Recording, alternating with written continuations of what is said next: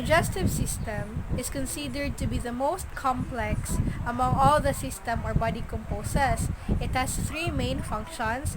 It is the digestion of food, absorption of nutrients, and the elimination of solid waste food.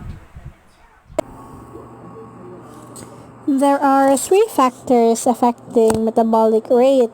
These are the physical activeness, calories consumed, and weight, and the age and sex. For the physical activeness, this can be in the form of exercise as it enhances the activeness of the body of the human person. It increases your metabolic rates and also help in losing fat. Exercise for 30 minutes and aerobic and weightlifting exercises are examples that would greatly affect metabolic rate. For the calories consumed and weight, another factor also is your food intake, which has fewer calories and more proteins, impacts your metabolism. It is upon consuming calories is when you can gain weight and lose weight. The fewer the calories, the bigger chance to lose weight, and the higher the calories helps you gain more weight. Thus, this implies that the more the calories that we are taking, the lesser the metabolic rate. For the age and sex, as our age increases, our metabolism function decreases. This is because our body weakens as well as our organs responsible for it as well. For sex, men requires more calories compared to women. This is due to the demand of our body producing energy cells.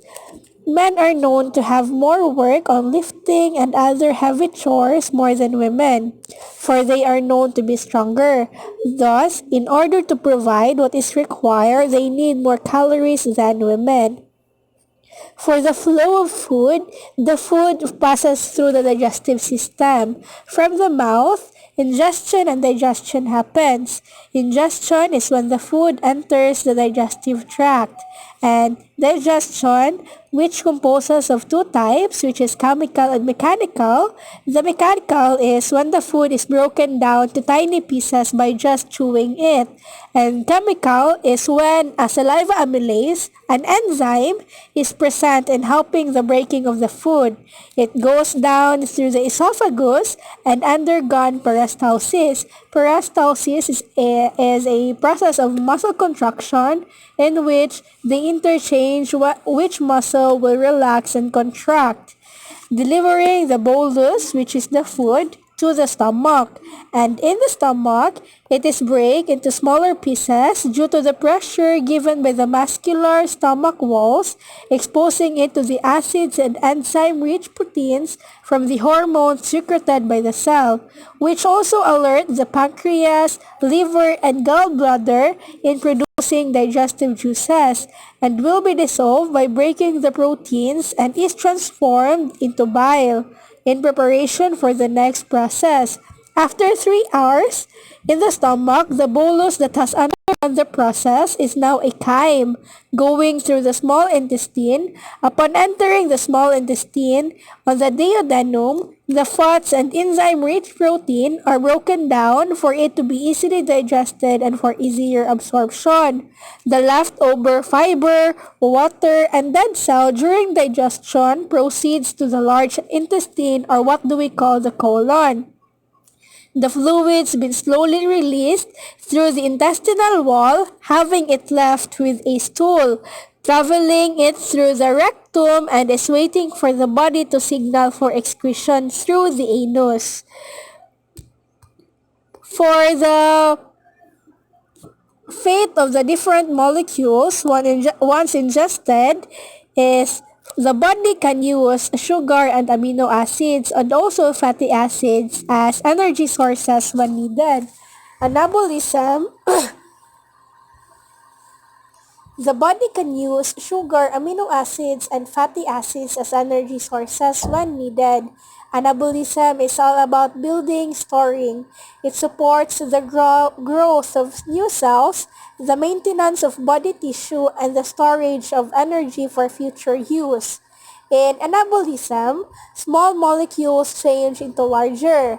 more complex molecules of carbohydrates, protein, and fat. For catabolism, it is the process that produces the energy needed for all the activity in the cells. The cell breaks down large molecules to release energy.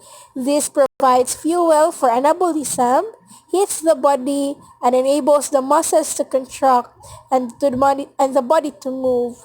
Body releases waste products through the skin, kidneys, lungs, and intestines. The How does the digestive system maintain blood glucose level? What digestive organs are involved and what hormones are responsible for this question? The pancreas contains exocrine cells that excrete digestive enzymes into the small intestine and clusters of endocrine cells or the pancreatic islets. The islets secrete the hormones insulin and glucagon, which regulate the blood glucose level.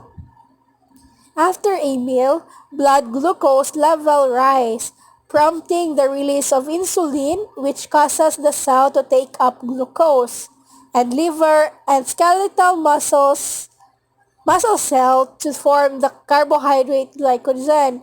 As glucose levels in the blood fall, further insulin production is inhibited. Glucagon causes the breakdown of glycogen into glucose, which in return is released to the